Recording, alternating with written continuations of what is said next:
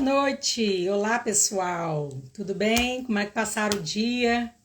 Nos encontramos pela manhã e agora estamos aqui à noite para mais uma live de conscientização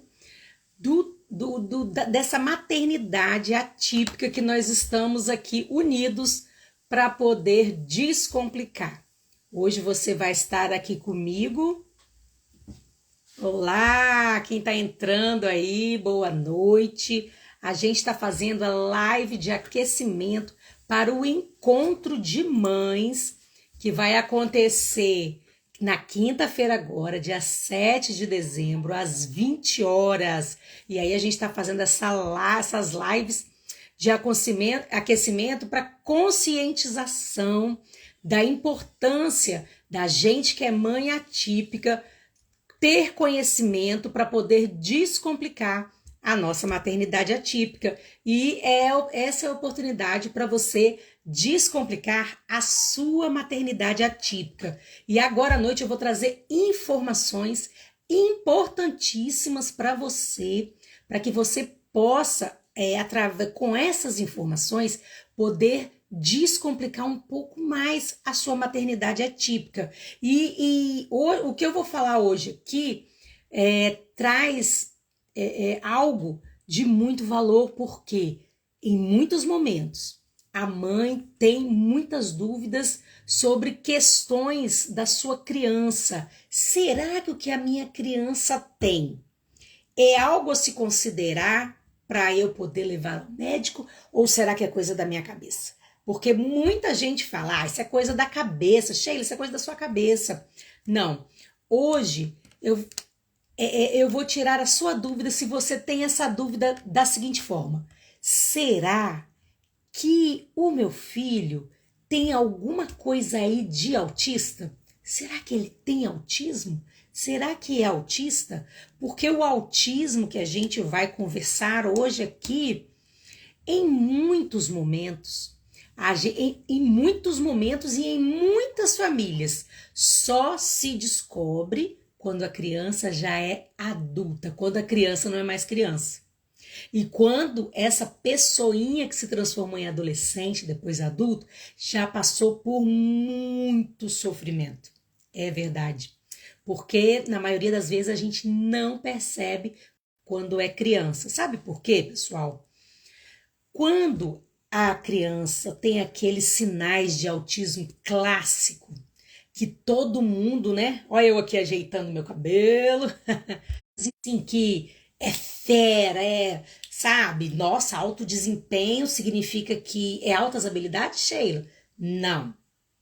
Alto desempenho quer dizer que essa criança, ela conversa, ela fala, ela tem uma vida relativamente normal, como eu tenho, como você tem. Vai na escola, tem facilidade em uma matéria, dificuldade na outra, faz uma coisa, faz outra. Tá, Sheila, como é que eu vou saber que meu filho é autista? Todo mundo então é autista? Não.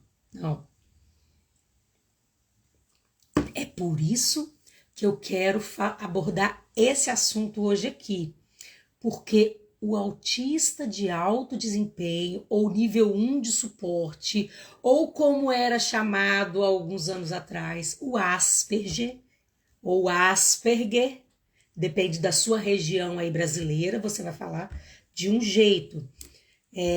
Não se fala mais essa forma, né? O Asperger, o Asperger. Agora é tudo dentro do espectro autista. Todos são considerados autistas. Só muda o nível de suporte. E o alto desempenho é porque ele consegue fazer as coisas do dia a dia. Tem uma vida relativamente normal. Só que não é. Só que essa pessoinha, essa criança, depois adolescente e depois adulto, tem muitas dificuldades que eu quero abordar hoje aqui para você. Esse tipo de dificuldade.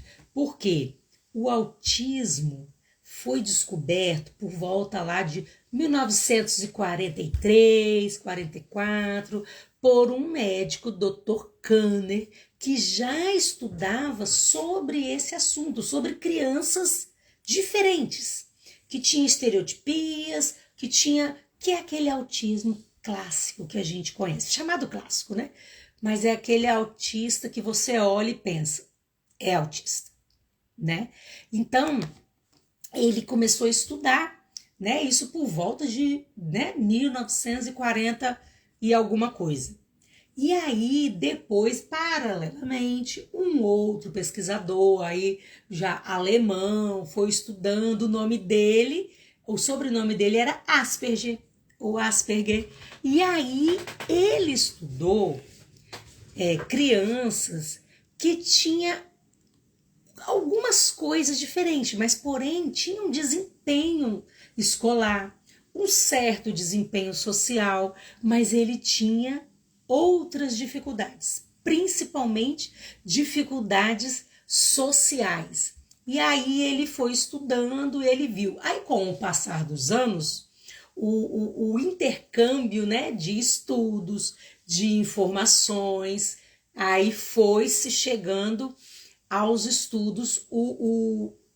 Os pesquisadores americanos descobriram esse estudo do Asperger e aí foram unindo e perceberam, o estudo do Kanner, né, é muito similar ao estudo do Asperger. E aí eles viram, porém, esse estudo do Kanner, ele é um autismo muito fechado, aquele muito rigoroso, e o outro não. Já era um estudo de um autista, de uma criança que tinha um certo desempenho acadêmico, social, e aí eles puderam ver.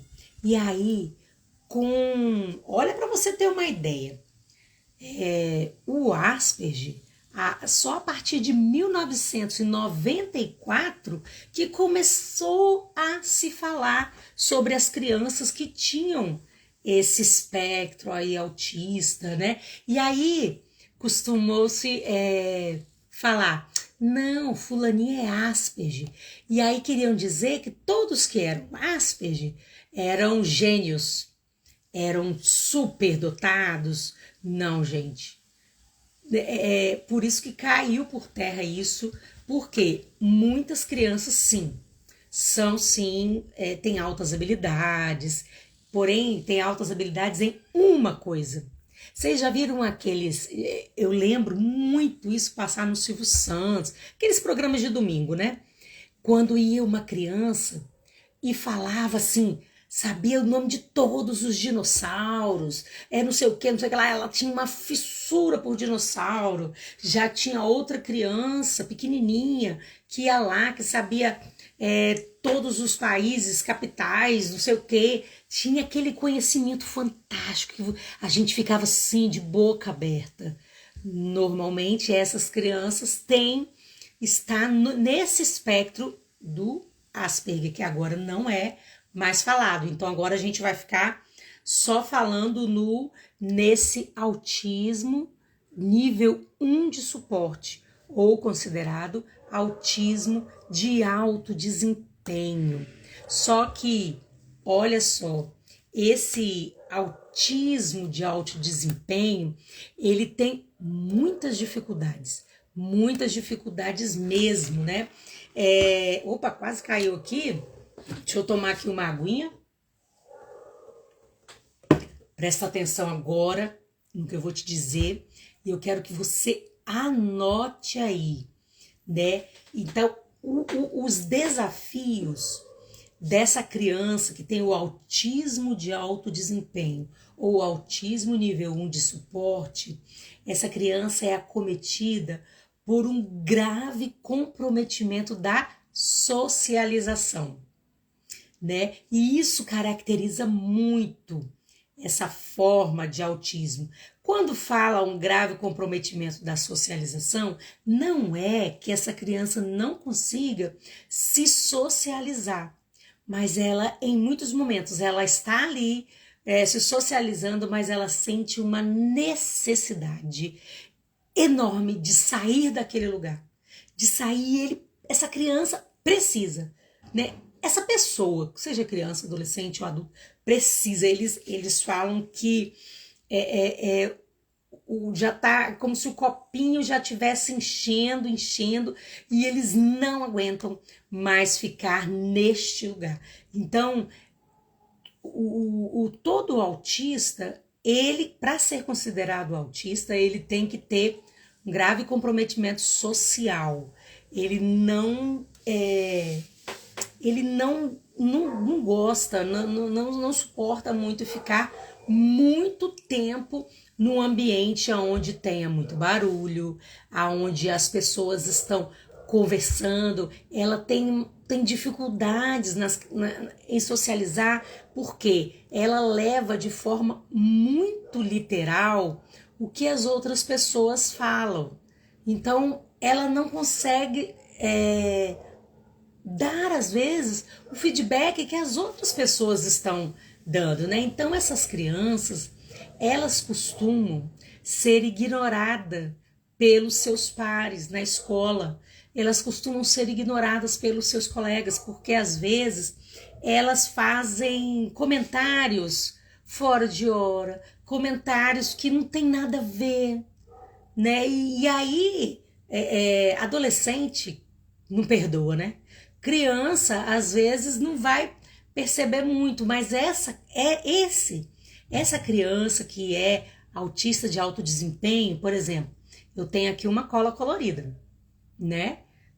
A cola colorida que é branca, ó. Mas eu amo, né? Como eu mexo com artes, né? Amo isso. Então, quando a gente tá lá mesmo na educação infantil, a gente dá uma colinha e tal.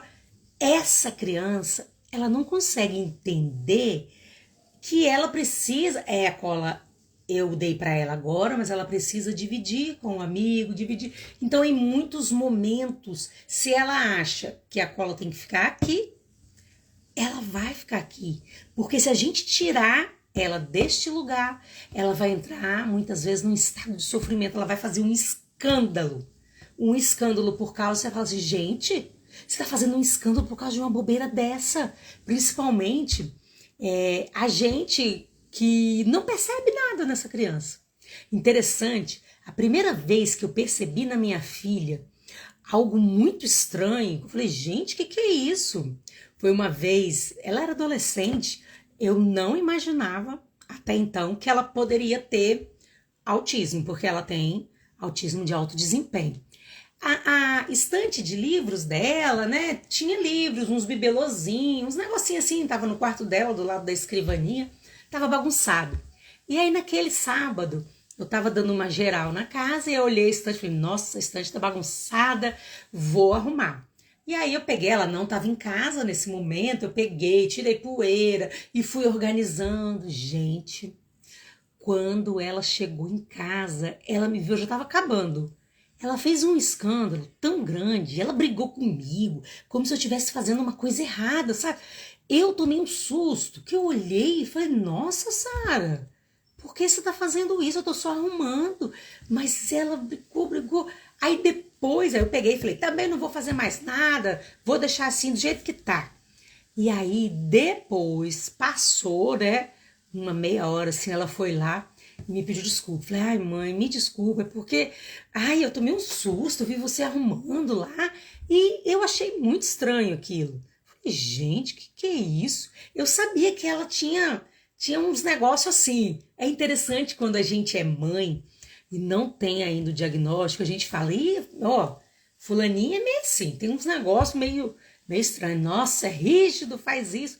Então, é claro que todas as crianças têm, às vezes, sua rigidez ali, sua rigidez aqui, mas você precisa se atentar nessas questões do quanto está a rigidez dela.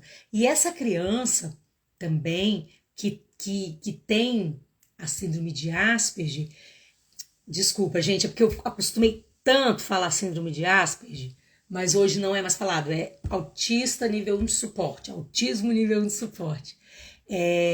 Essas crianças, elas também têm problemas com a empatia. Ela não é muito empática com a outra pessoa. Às vezes, com sofrimento, talvez com sofrimento sim, mas ela é muito objetiva. Tipo assim, você tá sofrendo por causa do seu cachorrinho e tal, aí a pessoa chega, não, eu entendo e tal, mas agora a gente tem que estudar. Então ela muda a chavinha, né? Essa criança, às vezes, ela é muito lógica, né? Não pensa muito no outro, né? Às vezes olha a mãe sofrendo, olha, vê você assim, meio no sofrimento, mas ela não liga muito. Mas não quer dizer que ela não sinta. Olha que coisa, né? Às vezes é meio difícil assim. Não quer dizer que ela não sinta. Ela só tem um jeito diferente. Às vezes ela não consegue expressar as próprias emoções. Esse é o autista nível 1 de suporte. Ao mesmo tempo, sofre muito porque não consegue também expressar suas emoções. E em muitos momentos sofre bullying na escola por ser do jeito que é. E também, às vezes, faz bullying com as outras crianças. Mas às vezes não percebe. Não percebe porque fala na lata. Não é nem questão do bullying, né? Essa criança, o T nível de suporte, mais sofre bullying. Mas ela fala as coisas na lata. Ela não tem muito freio na língua, né? O que ela quiser falar, ela vai falar. Se falar assim, às vezes pergunta, nossa, essa comida tá gostosa? E tá falando, não, tá horrível. Né? Ela não tem muito tato na fala, né? E às vezes as pessoas se assustam com o jeito como essa criança fala. Isolamento, gosta muito de ficar isolada. Se isola e tá tudo bem para ela, se isola, mas ao mesmo tempo depois ela fica querendo estar com as pessoas, mas ela não sabe como. Então essa criança, se nada for feito enquanto criança, tem uma tendência a entrar em depressão na adolescência. É por isso que a gente tem que ter muito cuidado, tem que ter um olhar bem acolhedor, porque quando a criança, principalmente quando o autista nível 1 de suporte se dá bem na escola, tem uma inteligência normal ou acima da média, tira nota alta como a minha tirava, né? Então ela só recebia elogios. E ela foi entrando num estado de sofrimento, que quando chegou na adolescência estourou mesmo a depressão. Porque ela falava, mãe, hoje ela conversa muito comigo sobre isso. Ela falava, mãe, a impressão que dá é que eu não sou desse mundo. As pessoas não são igual a mim, não sentem como eu. É muito difícil viver nesse mundo.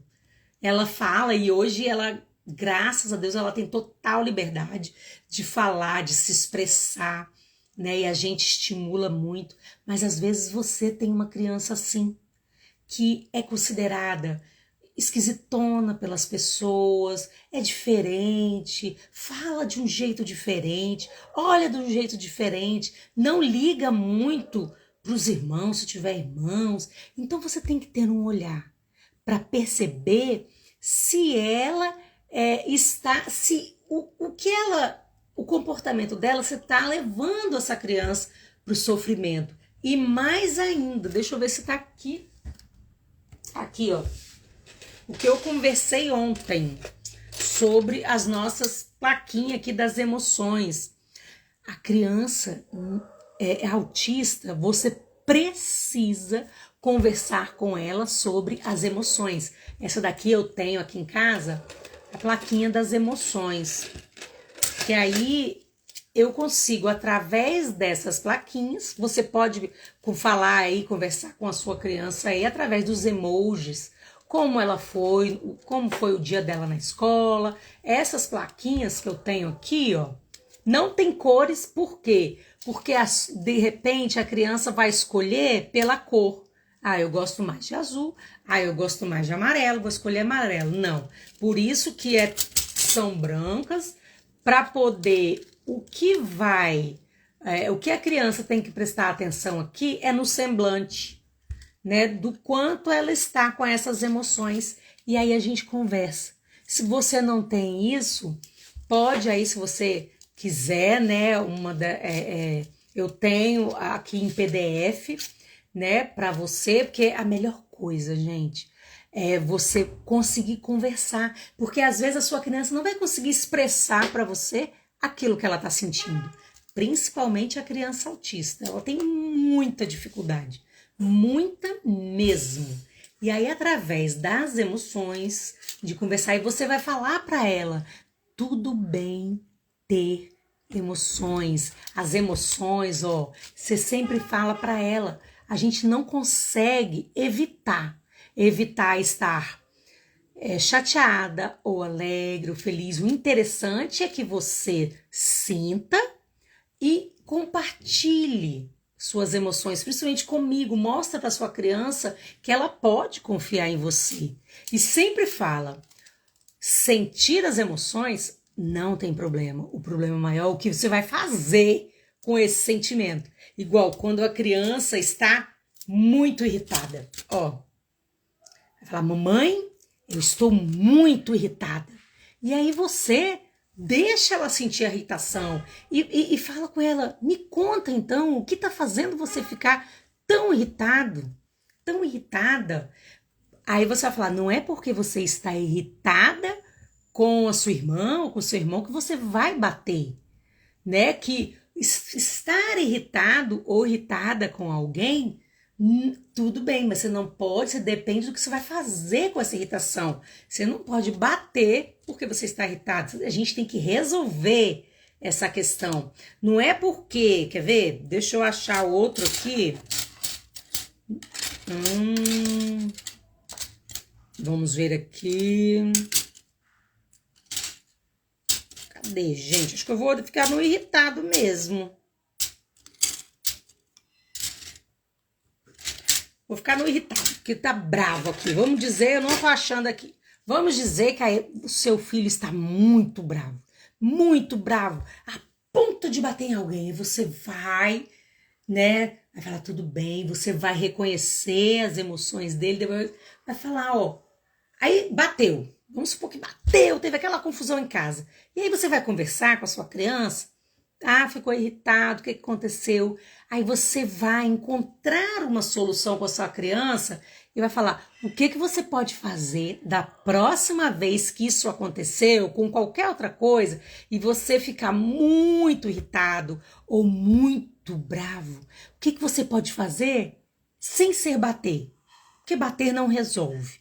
Como é que você pode fazer? Então é legal que você já vai fazendo sua criança pensar sobre uma possível solução futura de um problema que pode acontecer. É muito interessante. Aí você vai fazer a sua filha ou seu filho pensar sobre esse assunto. Entendeu? A melhor coisa é você conversar sobre as emoções, sobre os sentimentos, porque aí essa criança vai começar a entender sobre as emoções, sobre os sentimentos, e aí é muito interessante, porque o cérebro da criança autista tem um funcionamento diferente, mas não impede de criar novos caminhos para novas conexões. E dependendo da experiência que você proporcionar ao seu filho, à sua filha, você tem o poder de colocar, né, de criar novas conexões na sua filha, porque dependendo das experiências, essa experiência vai ser tão marcante que vai disparar neurotransmissores, neurônios, e os neurônios, quando disparam juntas, formam novos neurônios, novas conexões. Então, é possível sim a sua criança aprender sobre as emoções, aprender que ela pode ficar irritada, ela pode ficar brava, porque ela não manda nos sentimentos dela. O problema é o que ela vai fazer com essa irritação, com essa braveza, né? Não é porque ela ficou brava que ela pode bater, principalmente bater em quem vier à frente. E aí você, por exemplo, seu filho te bateu. Aquela coisa, né? A mãe, bateu e tal. Você pode conversar, meu filho. Você bateu na mamãe. O que aconteceu? Qual foi o motivo? Ah, mamãe, você estava trabalhando muito e tal, aí bateu para chamar a atenção. Normalmente criança faz uma dessas coisas, né? E aí você fala, mamãe, eu fiquei muito bravo com você, né? Deixa eu falar que ficou bravo. A criança pode ficar brava com você não fica brava com ela? Fiquei muito bravo com você.